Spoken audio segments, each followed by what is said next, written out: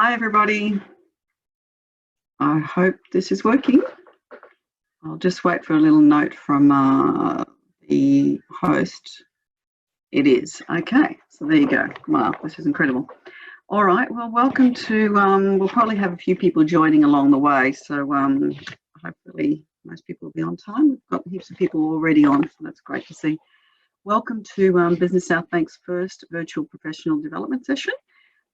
For those of you I haven't met, and it's going to be hard to do it through this screen, I'm Janine Watson. I'm the CEO of Business South Bank. I hope you're all well. I won't spend any time talking about how hard this is. That's a given. We're going to have a full house on this session today. There's about 100 people registered from various companies. It's a bit of a shame we can't be in the room together to enjoy our normal rice paper rolls for lunch. For those who haven't attended a session in person, that's what we normally serve, rice paper rolls. We hope to do plenty of these sessions for our members over the period of isolation.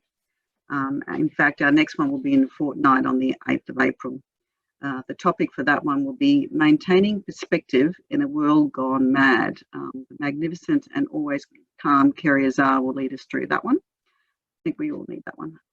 We'll send the registration details for that 8th of April session next week. Two more quick things before we start. We've been pretty busy at Business South Bank trying to put in place different ways of keeping in contact. Number one, we're finding out what each of our members are doing and listing that on our website as well as other platforms. It's really important that we know what each of us are doing. If you want something updated about your company, please let us know. Secondly, we know that our members have always liked the social side of BSB, and yes, it's a business association, but our events are successful because of the people that attend. We don't want to lose that personal relationship we've all developed. So we're using a hashtag, hashtag BSB Stay Connected. Please post on that because people want to see you. You're most welcome to use this hashtag right now for this session, so sort of see where you're all sitting. So please feel free. BSB, stay connected. Before we start today's session, a little shout out to the BSB team of Vicky, Serena and Sophie. Hi. And also to Griffith Uni for being so flexible. Everyone taking part in this session will be offered a digital accreditation. The information how to claim that digital accreditation will be sent to the email you provided to us for this session. So I'm just about to hand over to Melanie MacDonald, the marketing strategist for Science of Social. Let me just do a little intro to her. After 19 years of running her own business, Mel has plenty of expertise to share, the good, the bad and the unexpected. Melanie started out as a chemist, but her two main claims to fame are leading an education organisation onto the BR 100 list and turning that into from a traditional business onto an online business. She also bought a resort at Noosa, which was something of a disaster, she said. So she has a solid experience in moving a business online as well as managing through a crisis. One of the things she has particular interest in is how to use latest technology to improve business efficiency and profit. In fact, Mel was going to conduct our professional development session in May, and the title of that one was going to be, Is Your Phone Listening to You? We all have a bit of a theory on that, but Mel actually knows. We really hope that we're going to be able to bring you that one in May live in person in our auditorium. But in the meantime, I'm going to hand over to Mel to take us through the 10 best cost-effective and simple tools for remote working. Thanks, Mel. We so appreciate your time doing this. Over to you. Thank you, Janine. And hi, everybody. So just a couple of little housekeeping things before we get into this. Zoom and the internet have both been having a few issues, as you probably know, over the last couple of days, just with the massive ramping up of demand. So if something happens and we drop out partway through, then I'll go ahead and record it anyway, and we'll pop it up on YouTube or something like that and send you the link. So don't panic if you lose the link. We've also got Janine and Serena as backup, so if something happens and I drop out, they can pick up and talk to you. But just if anything freezes, just hold on for a couple of minutes and hopefully it will come good. What else is going to tell you? A couple of things about using Zoom if you haven't already. There's a Q&A button which you should be able to see, and then there's a chat button. what I suggest we do, because we actually got quite a few people on now, is if you've got some questions, if you click on the Q&A and pop them in there, then I will keep half an eyeball on that, and then any if it's relevant to what we're talking about at the time, I'll answer it at the time. If not, I will make sure we answer it at the end. I'd come up with initially, I said it's about 10 tools. So as Janine said, I've had a couple of business experiences, good and bad. We had to really rapidly pivot some years ago when I was running an RTO, registered training organisation, and because of a significant overnight change in government policy, the whole business was completely turned on its head. Also went through a bit of adventure with the resort at Noosa, so I kind of know what it's like to have your business life completely turned upside down. I was saying to somebody yesterday, I feel like I've been training for this for the last few years. When I was chatting with Janine, I thought maybe something that we can do for you that's the most useful right now is just give everyone a crash course in the tools and the apps that we've been using, and some of them hopefully will be useful to you. Now, there's a bit of a mixture in here. There's a mixture of stuff that's really simple and easy and quick and you can do today, and then I've thrown in a couple of slightly more advanced ones just in case we end up this becomes the new normal for a little while. And so if it does, then some of these tools might be useful for you to pick up along the way. Now, let me just show you why I volunteered to run this session. So these posters here, there's a company called Matic. If you want to see the original, it's on a website called matic.com. And they monitor the technology landscape. So not just for marketing, it's basically any of the kind of like Zoom's on there, any of the apps and tools that can be used for communication, customers, business efficiency, anything like that. They, every year, they find out, they get a list of all the apps that exist and they put them on a poster. So you'll see when they started doing it back in 2011, there were about 150 different apps, and that was including things like Facebook, Google, whatever, Gmail, all those sort of things. And every year they've been making a poster. Well, last year when they did their poster, there was 7,040 apps, platforms, pieces of software that you can use to make your business more efficient. Which, did I say 740? I meant 7,040 anyway. So unless you're about to go on a crash course in researching the whole 7,040 of them, I just thought it might be handy to give you, a handful. So pretty much all the tools I'm going to show you, there's probably 5 other versions at least, or 500 other versions these days that does the same thing. So if it doesn't particularly suit you, you can go and find something else, but this at least gives you a starting point. Now, I've also just shot you out an email with some links to some of the ones that we're going to talk about, just in the interest of full disclosure. A couple of them are affiliate links. We've put those in where they give you a free trial or some kind of benefit. We'll probably also get 37 cents a week or something if you sign up. But if you don't use the affiliate links, that's fine. They're just there if they're handy. So let's start with the first one, which is the obvious one because you are already using it. So Zoom, a couple of things. Now you're already using Zoom for a webinar because we're on it, but a couple of things I just wanted to show you that was specific to Zoom that you may or may not know. I know, Janine, you guys have just started using Zoom and discovering its thing. Now, first thing is that there are, and forgive me for those of you that already know this stuff inside and out. I'm hopefully that I'll be able to give you something in the next 40 minutes that's something that you didn't know that's useful. Zoom webinar versus Zoom meetings. Key things that you need to know there are that Zoom webinar is for presentation. So it's for this kind of a situation where there's one or a handful of people speaking and you don't want 100 people all talking at once. So the presenter and the co-hosts can control the system. I can control whether you're muted or unmuted, whether you're allowed to come on camera, whether you can chat amongst yourselves or whether you have to come in through the Q&A, all that sort of thing. So for large groups and where you're trying to control the presentation, webinar is more important. Zoom webinar is a paid app. I think it's about, our version's about $100 US a month or something. Zoom meetings, there's a free version of that, which is free for up to 45 minutes. So if you're having meetings that are 45 minutes or less, you can just use the free version of Zoom meetings. And in a Zoom meeting, everybody pops up on camera. They can turn their cameras off, obviously, but everybody can participate. It's much more of a conversational thing. So if you want to have, you know, staff birthday morning teas, have them in Zoom meetings and have your virtual cake that way. Zoom meetings is an introvert's dream because you can come to a meeting in your pajamas and just turn your camera off. Just remember, maybe pajama bottoms only, and if you're going to get up to shut the door or something, be aware. Don't ask me how I know that.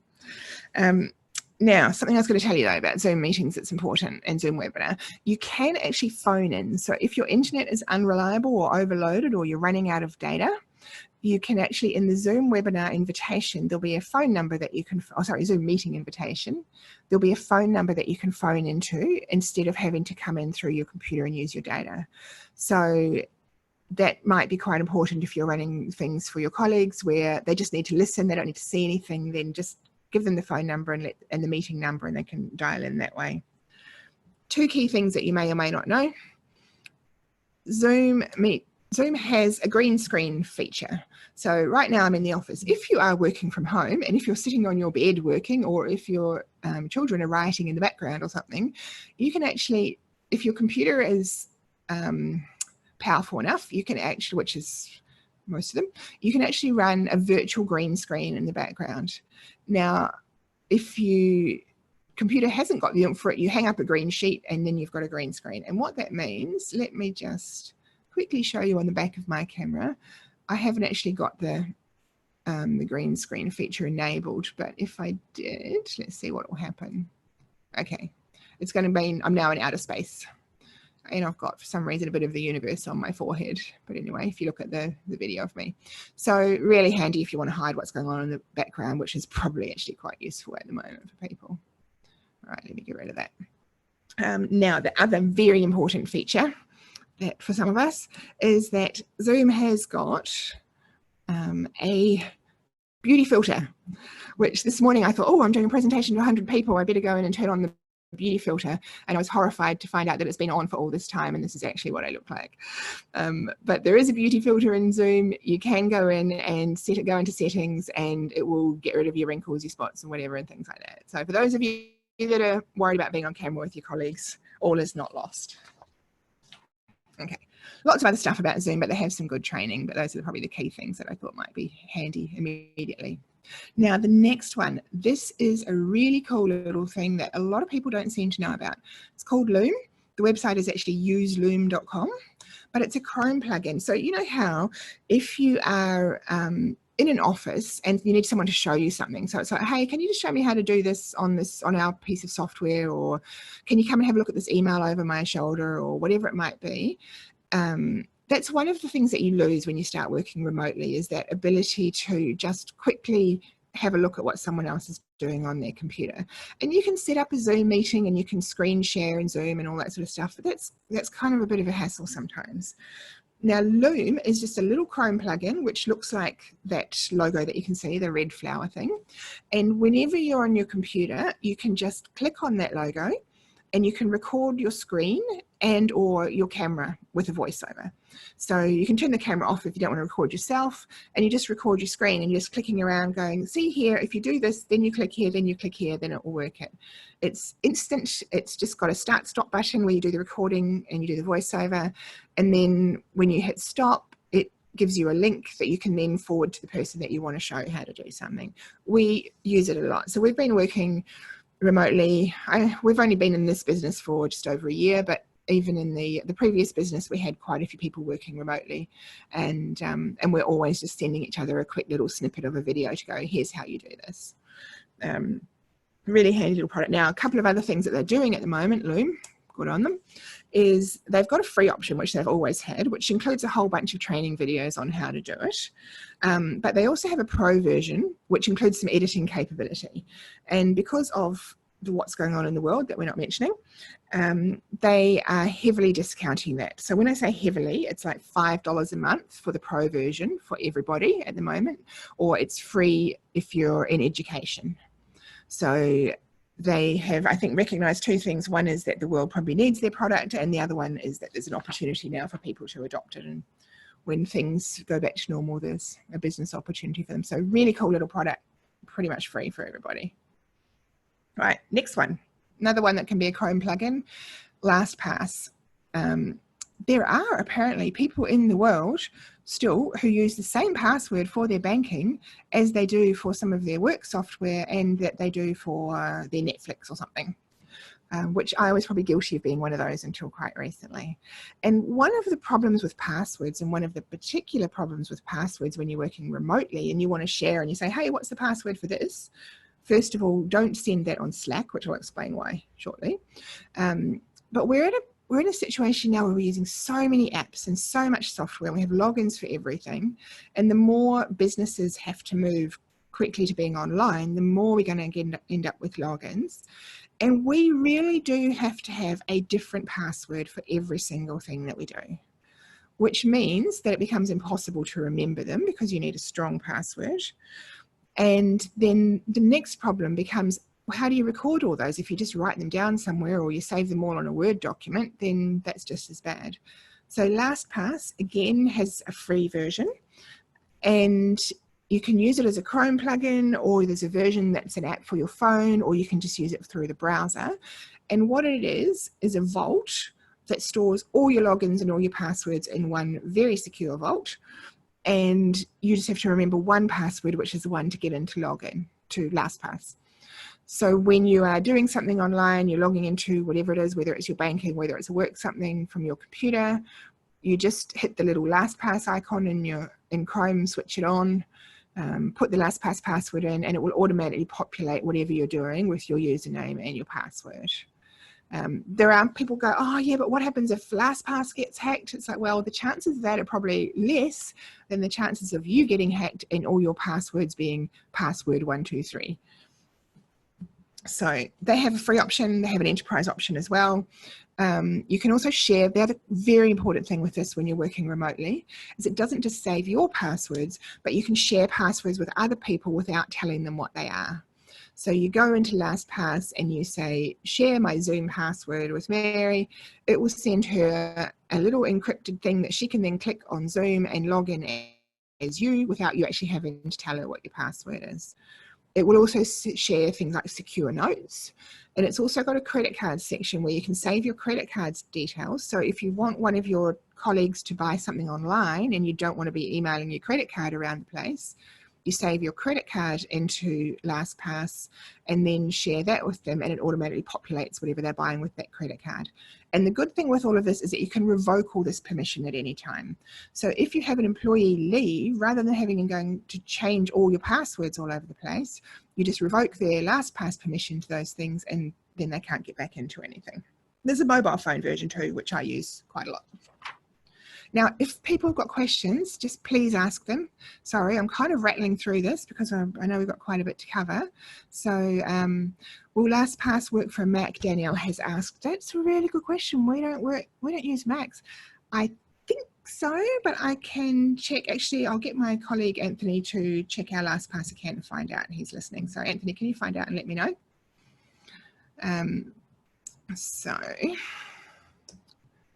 Yeah, so questions, just drop them in, or even thoughts, or if you've got something else that you want to share, go for it. Right, the next one, which you're probably familiar with, and there's a number of different products like this, but Slack. So Slack is, I guess, it's a conversation channel, but it's also a lot more. So we just about live on Slack. There's a Slack app, or you can use it in your browser. And what it is like a great big messenger thread where you can put groups of people into different threads, but it's better organized than trying to do it in something like Messenger. So we, for example, in our office, we have a Slack channel for each client, which we share with the client. You can invite guests, and then we can have conversations with that client, and all of us can talk to them, and you can track the thread of what's been promised, what's been agreed, what's been asked for. We also have a bunch of other Slack channels. Like at this time, it's probably really good to have something like what the Americans call like the water cooler channel, where you just have a all staff chit chat channel, or, you know, joke of the day channel, or something that's going to keep people engaged, communicating, cheerful. So you can set channels for different things. Now, its pricing is based on users. We are paying, let me have a look. We've got about 25 users on it, and we're paying about $6 per person per month. Or if you want the enterprise version that has a whole lot more security and backup stuff, then it's about $15 per person per month. The downside of Slack, if you're using the cheaper version, certainly, is it's not encrypted. So don't put anything in Slack that you wouldn't want some hacker to get hold of one day. So don't use passwords, don't use things like that. Now, Anthony's just confirmed that LastPass does work on Windows, Mac, Linux, and on mobiles. So hopefully that answers your question about that one. Other things about Slack, though, it's more than just a chat channel. So you can actually do calls and screen shares from inside the desktop app of Slack. So you can be having a chat, a digital, a text chat with somebody, and then it just gets too hard to do it in writing, and you just go, hang on a minute, I'll call you, and you just hit the little phone icon and you can call them. And as long as you've both got speaker and microphone on your computer, then you can just chat. You can also screen share like I'm doing now. So for some organizations, you might not even need Zoom. Slack might just be enough, depending on how many large meetings you do versus how many things. So Slack, I think you're limited to you're limited to 15 people on the call. So if you've got large groups, you might need to have something like Zoom as well. Just remembering that, when people are working from home, relationship becomes just as important as delegating tasks. And that's probably the bit that we lose. We become really efficient sometimes working from home, but less morale is affected. And I think Kerry's going to help with that in the next webinar from what I hear. So Slack's a really nice place for allowing people to just, chat with their work friends and things like that. Now, the other cool thing that Slack does is it integrates with just about everything known to man and woman. So you can integrate it with Dropbox or Google Drive. You can integrate it with your calendar apps, with Loom, with Zoom, with your Gmail. So, you can do an email and you can drop that email into the Slack channel automatically. If it's come from a particular person, you can save Loom videos into the Slack channel. It's actually very clever with some of the stuff you can do, and they have a whole bunch of good training videos that will show you that as well. There's also a bunch of shortcuts in there that you can do where you might do, / symbol Anthony, which says, Anthony, I want you to look at this, or it drops it into Anthony's calendar. So it can synchronize with your calendar, and it can keep your availability status updated. So if you're working from home and you're using Slack, then you can actually have it so that if your calendar's got an appointment in it, that it blocks out that hour in Slack and says that you're unavailable, so people don't try and chat to you. And it does have a workflow builder for routine tasks as well. So yes, Karen, Slack is similar to Microsoft Teams, same idea. And Microsoft Teams, I understand, has 6 months free for everybody at the moment because of the thing we're not talking about. So either one of those is pretty good. All right, Acuity. This is another one that we use, and this is just a little scheduling tool. So one of the challenges that you have when you're working remotely is how do you book a time into somebody's diary? And you end up going back and forth, whereas in an office you can just, stick your head around and go, hey, are you free at 4 o'clock on Wednesday? You can still do that in chat, but you can't physically look at their diary to see what your options are. So we use Acuity as a scheduling tool. That's a little calendar that's hosted in the cloud that will synchronize with your regular diary. So like your diary that's on your iPhone or your Outlook diary or, whatever, Google Calendar, those main diaries. And you can share the Acuity version of it with your clients, the public, whoever you want to share it with. So they don't get to see your diary and go, you have booked afternoon nap from 2 p.m. to 3 p.m. They just see that you're busy for that hour and you can make time available. Now in that, you can control what times you want to make available for people. You can have different types of appointments with different lengths, and you can have buffer times before and after them. So if there's a particular appointment that you need half an hour before it to prepare for it, you can have it so it automatically blocks out that half hour. Calendly is an alternative that's similar and has similar features. Costing wise, it's anything from free up to about $50 a month, depending on how many features you want, what you want it to synchronize with, that sort of thing. It's just a really good way of being able to skip phone tag with people, and especially when you've got outside stakeholders that you're working with at the moment who are probably quite busy. You can just send them a link to your Acuity scheduler and say, you know, this might be easier for you if you want to grab any of the times in my diary that you can see here are available. Just grab one and click on it, and it's a really quick way to help people book. Now, another platform that we use, oh, I don't know why that's doing upside down, but anyway, let me just put them all up. This is probably not something you're going to want to set up like today, but there are a whole bunch of automations for customer communication, I guess, which some people will already be using and some won't. So you've got anything from really basic like MailChimp, where you can just send out email broadcasts, or you can schedule a broadcast to go out next week or something, right up to the high end HubSpot, where you're probably paying, so MailChimp is free for the basic level, something like HubSpot where you're probably paying, you know, $5,000 a month for it to have all the automation features, but it can do amazing things. We are Infusionsoft partners. That's one of the middle ground ones. So that's a sort of a couple of $100 a month, and you can set up email automation. So for example, you might want to send out something to all of your customers right now, but you just don't have the resources to answer them all if they respond. So you might send something out to all of your customers that says, and this might be something, Janine, that you guys might even want to do, that says, can you let us know if you're still trading or not? Then what you do in the email that you send out is you put a couple of buttons, like a yes button and a no button. Your customers then click yes or no, and then that drops them into a different email sequence depending on how they answered. So if they said yes, you might reply, say, okay, great, what are your main issues, how can we help? If you say no, you might go, okay, well, here's some resources that might be useful. You know, you can have different conversations with people depending on where they're at. And right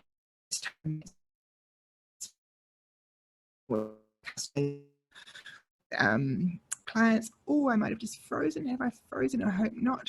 I'll try and keep going. That we have to be really careful right now, and this is off the subject of apps, but we have to be really careful right now not to be tone deaf. So we work with a lot of colleges, helping them with communication with potential students. The last thing you want to be doing is going, woohoo, come and do our course and you can get a pay rise.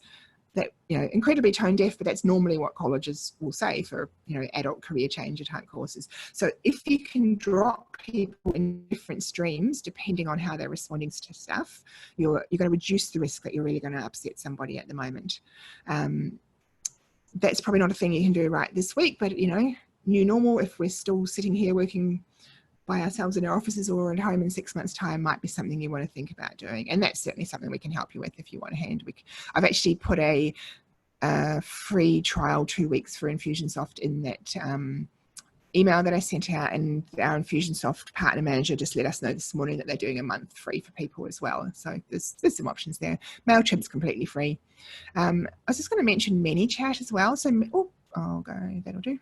I'll go back one if I can. ManyChat is the same thing as email automation, but it's for Facebook Messenger. So if your clients or staff or students or whatever are more likely to be on Facebook Messenger than they are on email, then you can basically replicate the whole kind of system, but in Messenger. So ManyChat is just a tool for messenger automation. It's like $10 a month. What you end up building is something that looks a bit like this, which looks complicated, but actually isn't that complicated if you have that sort of a brain. It's basically just, you know, we send them this email. If they get that email, then we send them the next email. If they don't respond, we send them a different one, all that kind of stuff. Anyway, won't spend too much time on that, but down the track you might find it interesting.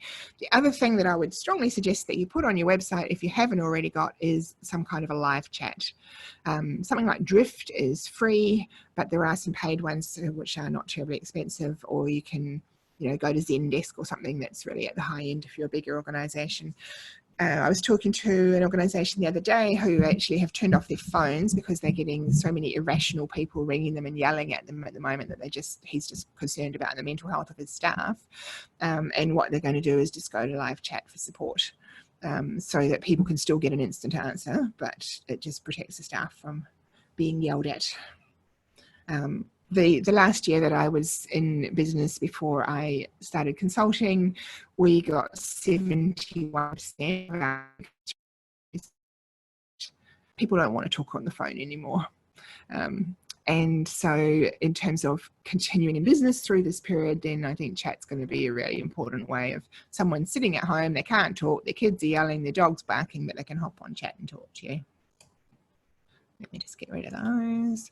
Okay, the next one, just quickly, because it's a bit techy, is Zapier.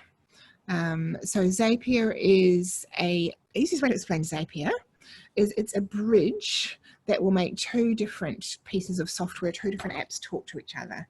So you know how, up until not that long ago, if you wanted to get your accounting software to talk to your customer booking software or something, you used to have to pay a fortune to get a programmer and come in and do that. Now, a lot of products now have native integrations where, your accounting software will just talk to your calendar anyway. But for those that don't, there's this little product called Zapier. And Zapier is free to start with, and then the price goes up. So if you want two software platforms to talk to each other, so you might have had people manually taking data from one place to another. That might not be feasible when they're working from home. Zapier might be worth looking at for that. If you only have a bridge, each bridge is called a Zap. So if you're linking, say, your email to your calendar, for example, that's a Zap. And then it's free for up to 5 of those and 100 tasks a month, and then you pay per Zap, and it's not very much at all. The good thing is that you go into Zapier and there are lots of Zaps that have been already configured, so you don't have to figure out how to make them talk to each other at all. You just do a search for whatever the software is that you're using or the app is that you're using, and it will come up and tell you we've got integrations already set up to make them talk to this. So we've got integrations that can make your calendar create a new client in your CRM or in your accounting software every time a new person comes in or whatever. More business growth probably than business survival, but a really handy little tool. So here's a little example of it. You get a new email in Gmail. It can automatically copy that attachment into Dropbox, and then it will alert whoever you want to be alerted in Slack that there's that new file there. So it just helps with that communication when you're not sitting on top of each other and you need to remember to tell people stuff. It saves you having to remember. Okay, just really quickly through a couple of others that we like and we use. Small company called Better Proposals.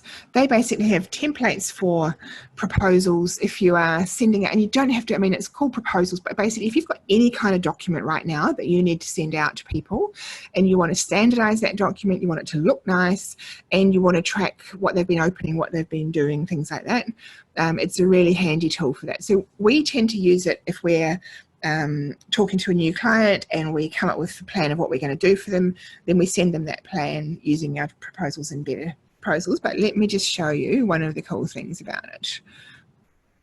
So here is one, we sent out a couple of weeks ago, and we can see if you start from the bottom and read it, we can see that Tanya read it, then she forwarded it, then Nigel read it. He read the executive summary only. He didn't read the rest of it. He read it on his phone, so we know whether the document was suitable for reading on the phone. Then he came back again and read it a couple of hours later, read the summary again for another 40 seconds. So it's kind of a stalkerish tool. If you're sending something to someone and you want to know what they've been reading, what they've been doing with it, what they've been reading it on, and which pages they've been reading, it will tell you. This was some of the stuff that I was going to talk about. Well, hopefully, if we're still doing our face-to-face one in May, we'll talk about somehow, probably not terribly likely. And that's just an example of what it might look like. You can put in whatever images formatting. We're not designers, obviously, we're scientists, so it looks like it's been designed by a scientist, but you can see down the left-hand side of that image there where we've got, executive summary, plan, investment, let's get started, whatever. And you can track each of those sections and how long people spend in each section. If it is actually a proposal, there's a button they can click to accept it. If it's, at the moment, it could be more of a communication tool where you go, okay, I want to make sure that all our partners in this area get a copy of this, and I want to make sure that they've read these pages, and you don't want to go to the trouble of setting up a whole big training platform. This could be a way to do it.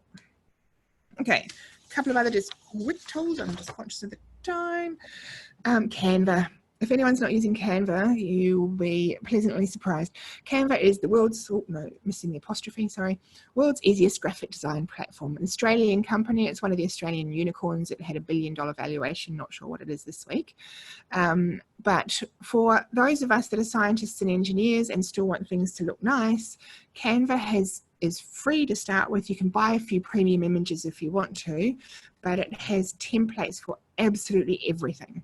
So if you need to send out a bit of a flyer to your customers at the moment, if you want to send a newsletter to your staff, if you want to create a quick web page, if you want to make an ebook or an actual magazine, anything that you could possibly imagine that needs to be designed, Canva's got templates for it. And over half of it is free. And then if you do have to buy something, it might be like $1 for this and $1 for that. At the moment, when communication is going to be key in terms of external communication as well, it's probably the easiest way to quickly put together things without needing a graphic designer. Yeah, and even engineers can do it. Okay, Clockify. This is one we just use in-house. Just a quick time tracking tool. It's free for unlimited users. It's got start and stop buttons. So if you're working from home and you're having to bill people for your time, then it's just a really handy way of keeping track of what you're doing. If you're working from home and you just want to manage your own productivity or your team's productivity, it's a fairly non-intrusive, you know, unpolicey kind of way of just being able to go, okay, how much time did you spend on that? And it's just a little button that will be on your computer, and you just go, I'm starting on this project now, I'm stopping on it now, and then it will give you a summary that you spent, you know, 8 hours and 42 minutes over the week on whatever, chatting on Slack, whatever it might be. Completely free, unlimited users, really easy. And what it looks like, the screen is kind of like that. What are you working on? And you just hit start, and then, you know, doing emails, doing this, fixing bug, whatever you've been doing. It keeps track of how much time you spent on each thing.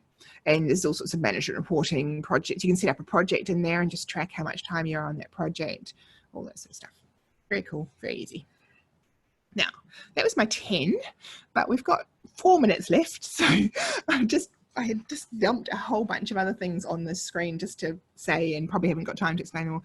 So Google Drive, I'm sure you all know about, or Dropbox, where you can share your documents. You don't have to email them all around all over the place. Using that with Google Docs is really handy.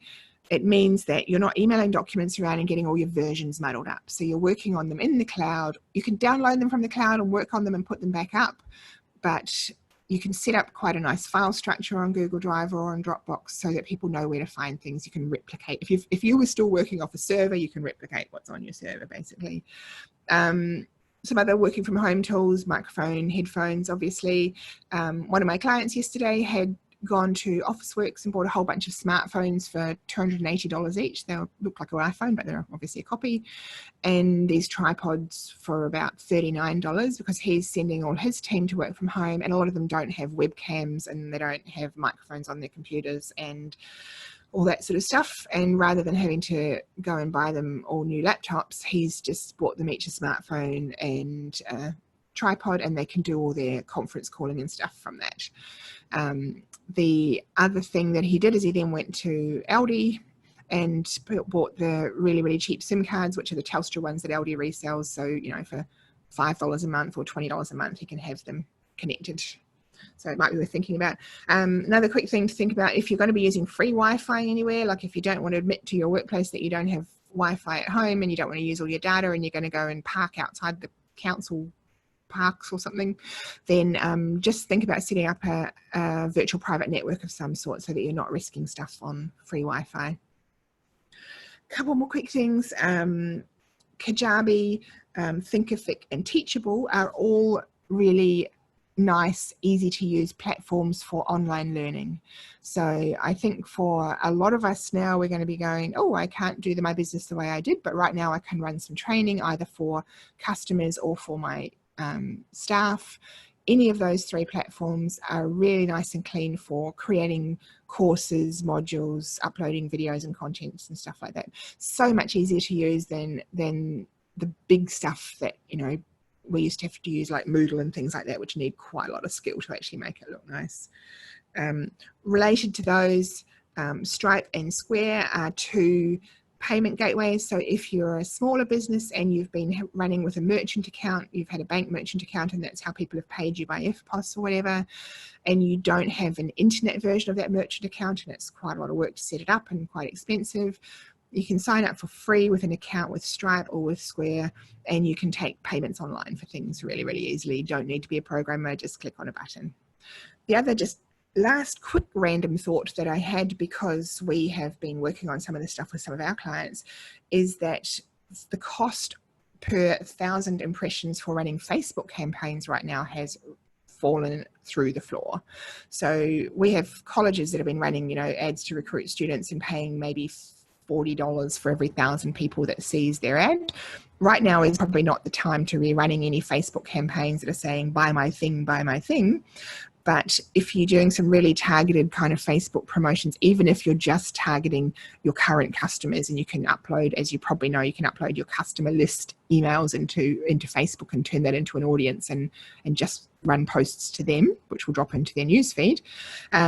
You can do that for a couple of dollars per 1,000 at the moment instead of the usual $30 to $50, because nobody seems to be running ads. We don't want to run salesy ads. That's going to annoy people, but you can run communication, brand awareness stuff, and position yourselves as, you know, we are helpful and useful, and come and talk to us later. I wouldn't put any calls to action in, but if you wanted to communicate with 1,000 of your customers on Facebook right now by dropping a post into their newsfeed, it's probably going to cost you $1.31 to do that. So not entirely related to what we're talking about, but I thought it's an opportunity that probably should not be missed. Okay, pausing for breath. Questions.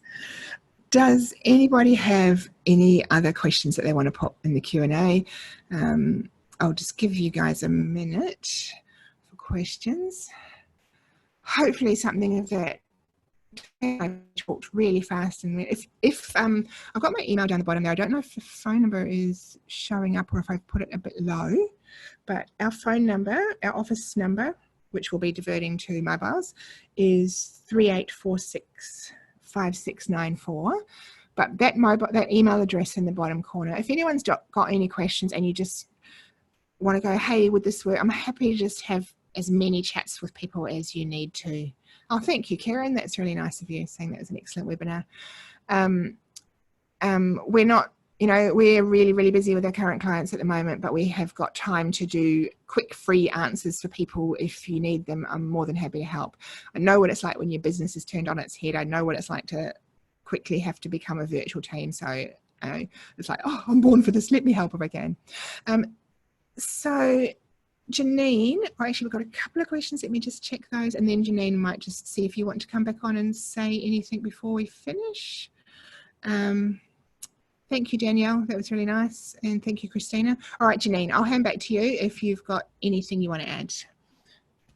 I just want to temper your brain, Mel. That was amazing. Thank you so much. It's given us a lot to think about. Hopefully everybody can hear us. Give me the thumbs up, Mel, if you can hear me. Yeah, I can hear you. Great, perfect. Well, thank you so much for that. That was a really great session. I'm really appreciative for everybody to hang on to that session. I could see the numbers, and that was just really great. Mel, thank you very, very much. To all the members who took part in this session, please let us know what you're all doing. It's really important that we do keep in contact with each other. I just posted something on the BSB Instagram, so please go onto that account and join the Instagram, join our account.